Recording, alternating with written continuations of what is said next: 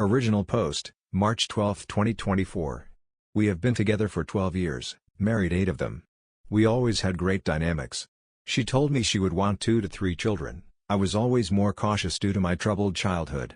This was a constant topic in the past. We talked about names for our future children. We had 3 girl and boy names chosen. When our first child was born a bit more than 4 years ago, I somehow opened up. Being a father made my life full, everything was so natural and seemed easy, and I was instantly ready for another child. I helped 50-50 even though I was working after 4 weeks leave, changing diapers, waking up at night, going for walks. However, she stopped wanting more. Even in the first 2 years of raising our baby girl, it was obvious she does not like motherhood. She would not sit down to play, she would rather pursue her hobbies. I would have to go on sick leave to care for her, because she would kind of burn out after a week of being alone with our daughter. I am working from home all the time, I even play with her during non-video meetings. I thought it could be depression, but my wife is cheerful, has hobbies, and goes out with girlfriends. But if she has to be with the kid for 2 to 3 days due to a cold, then misery comes. Important to note that my wife and I both work in the same field. She is much smarter than me but is lazy, would do the bare minimum, whereas I love this field, do research, train myself, and because of this, I earn 3x as much. She could do much more with her brain, but does not care, which is fine, but still demands that I go on sick leave with our daughter. I would point out that her salary would not support our lifestyle and we could cook instead of ordering, but she does not want to. I feel shit. My only support is my daughter. Her smile and laughter. I could not put her through a divorce, since I was from a broken family. I am jealous of other mothers who love being with their child/children. Edit, there are a lot of comments, I looked at a lot of them, so let me answer the most common questions. She wasn't always like this. Even she says sometimes she can't play with our daughter because it's hard. I think she can't find her way of playing with a small child. She also works from home, but when I am on sick leave, she is untouchable. I feel like she is escaping from interacting with her daughter when she has a chance of sinking into work I love, or loved. I have to look into myself, her. We have dates, we have intimacy, not as much as before our child was born. We even have a lot of help from grandparents. She likes to toss the kid to her parents on every possible weekend. The grandparents like the kid so it's fine, but sometimes I have to persuade my wife both to ask her parents so sometimes she too, can bring our daughters to the zoo, and do something over the weekend. I never pressured the second child. I only said I am ready when someone asked personally, but I always tried to put on my game face and say we are not sure when others asked. I will look into depression, but it seems like she can handle our child in small doses, and she is happy those times. For example, after kindergarten, she can play with her a bit, but she never proposes programs with her. Top comments. Comment 1. Unfortunately, some women don't know what kind of mothers they're going to be until they have children. She may have meant what she said about kids when she said it, and then simply found the reality much more difficult. Or, if she had a difficult pregnancy or birth, she may be carrying some resentment of her own. Have you two discussed counseling at all? Because it seems like you're on different pages about a few things. Your daughters just brought the issues to the forefront. Comment 2. I'm surprised no one has brought up that you said that your 4-year-old daughter is your only support. This is not a healthy way to look at your young child. You are their support. They are not yours. You are not their friend. You are their parent. This mindset is not healthy for you, your wife, or for your daughter. You're setting her up for enmeshment. Comment 3. I understand you, but for a woman, it's not "oh, I'll just get pregnant and give birth and then they are okay and like they were before." Pregnancy and hormone changes affect women for years after pregnancy. And just because she is doing hobbies and meeting friends doesn't mean she's not struggling internationally. And yeah, okay, it comes naturally to you, but you weren't the one pregnant, giving birth, and going through postpartum. Almost every single woman is traumatized by their birth, and postpartum is not just for a few months but years. A lot of mothers experience not feeling okay or like themselves for years until they feel some sense of self again. Talk to her, and damn, don't call your own wife and mother of your child lazy. Just because someone could do something doesn't mean they have to. Also, unfortunately, some people just don't like small children/toddlers. Ask her if she needs something. Go to her and ask for an honest conversation without judgment. I repeat, no judgment. Stop pressuring her about a second child, she doesn't want one. Talk to her about therapy, and also, I don't know about your relationship, but it doesn't sound like you both do a lot of stuff together. Yes, you love your daughter and spend a lot of time with her, but do you still love and take care of your wife? Go out with her, get someone to watch your kid, surprise her. You guys need to work on your relationship. You sound bitter and I bet she notices that too. Update 1, March 19, 2024. Hey again. I brought an update to my previous post. Not the update that makes me happy, but at least I started moving forward. First of all, I received many messages and not all were answered. Thanks for the support, dear internet people. On Friday I took our daughter to grandma's, then I asked to have a chat with my wife. I told her how I felt, what I see, and I asked how can I help her. I suggested that she should take some time off, a couple of days alone or with a friend of hers, and she said it's a good idea. On Saturday afternoon while I went to grandma's for our child, she seemingly packed 2 big duffel bags worth of clothes and went away. I called her without success, but at least she answered my messages about at least saying goodbye to her daughter, to which she replied, "It's not about her." It has been some days now. My daughter asked where mom is a couple of times and I always tell her something like she can't come home now but she loves you, but it feels like I am lying to her face frown. I can't sleep, can't eat, and even my in-laws have no info on what is happening with my wife. I will talk to a lawyer tomorrow and start documenting everything, as a friend of mine told me. Just to answer a couple of questions from the previous post. I am not just playing with my daughter, I bring her to kindergarten, and I bring her home too every day.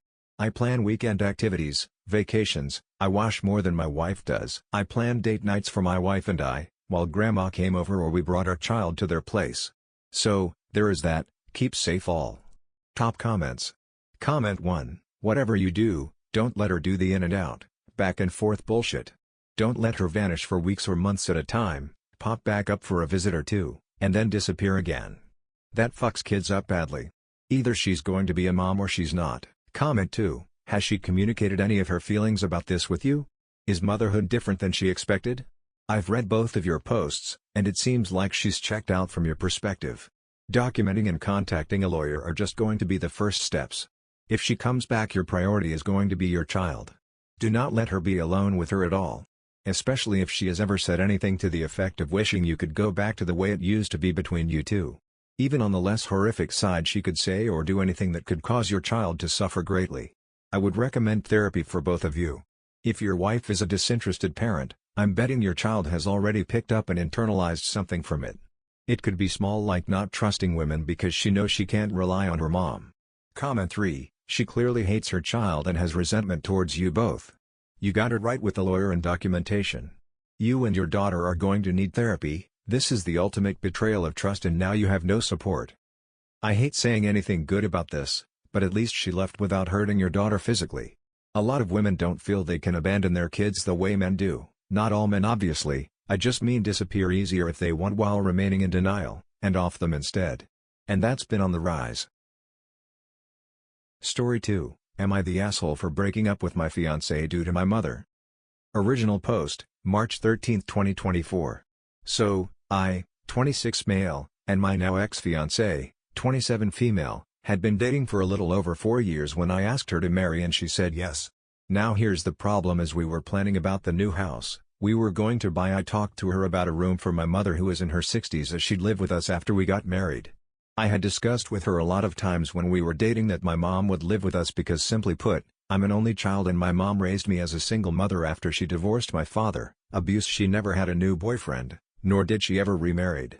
Her entire life was dedicated to raising me alone, and also me and my mom are each other's only living relative. We have no family besides each other. My fiancé said that she did not want my mother living with us, and when I asked about why she didn't say anything when we're dating, she said that she thought I'd get over it and we could put her in a home, and this I absolutely refused. I was furious because my mom had always treated her as her own daughter and had never been one of those crazy mother-in-laws that are rude and evil. I gave out an ultimatum that if my mother couldn't live with us, we wouldn't get married, and yeah, we broke up. Now her side of the family and her friends are calling me an asshole, but I don't think I did anything wrong since I made it clear when we were dating that my mother would live with us. So am I the asshole?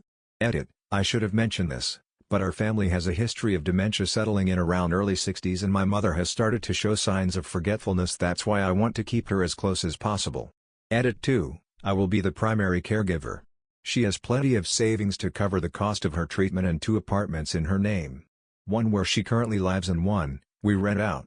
After moving her in with me, I will sell one of them and will hire a full-time nurse after her dementia starts getting worse.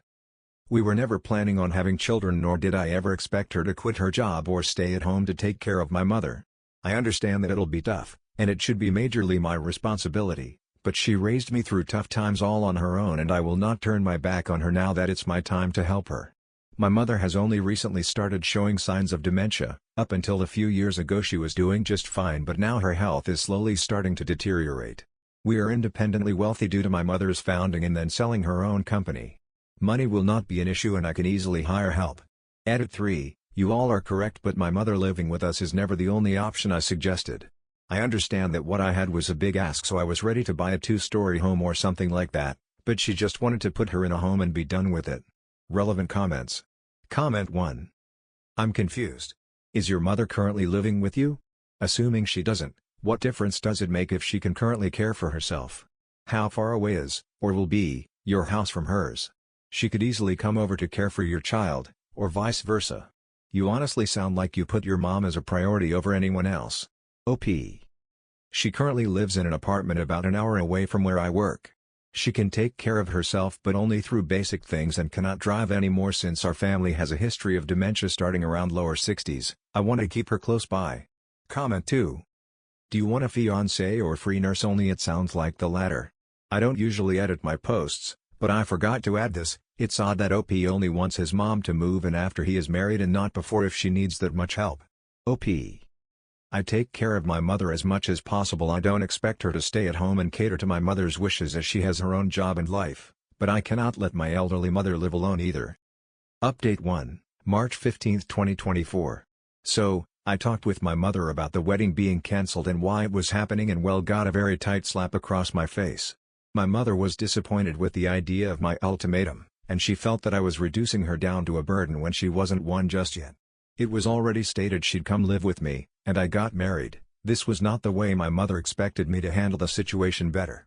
In her words, I'd just be throwing her hard-earned money in a pit because of my own selfishness, and that she did not raise me to be this inconsiderate of my partner. She explained things to me and showed me my fiancé's perspective in a much clearer light.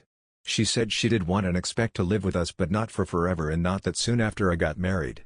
She also said that she would rather go into a specialized care home where the professionals could handle her should her illness get worse and changes who she is. I contacted my fiancé and we talked, and it was all pretty emotional, but it was all for the better. I apologized for my ultimatum and for not seeing her perspective better, and she apologized for what she said and that she was wrong for saying that we could put her in a home. She knew how much my mother meant to me, so she admitted that her insinuating we could just drop her in a home was wrong. I was stupid and naive and could not see beyond my own ideas for our future, which is the worst thing I could have done, especially considering my life is going more than just my own from now. We decided that it's best to buy a house and move my mother in with us, at least for the time being, so we can still spend some time with her while she's somewhat healthy, and when the time comes when taking care of her is beyond us, we will put her in a specialized care unit for people with dementia close to our home so we can still visit her. Though we are still looking into the exact details of this plan, we are both coming out of this better partners for each other, though this may take a bit of time. We've also decided to hold off on the wedding and first try to be better partners first, but we are still engaged. Also, we'll be going on a trip around the world soon so we can live our life as a couple a bit before my mother moves in. I know there'll be challenges and I know I'm not prepared to handle everything, but more than anything, if I won't be able to take care of my mother in her final moments, then I at least want to spend some time with her while she's still herself. My mother's diagnosis will be next week. I'm hoping that she's just being forgetful due to her age, but if it's that damned illness, then the possible amount of time with my mother is considerably shortened. Thank you all for your comments. Top comments. Comment 1.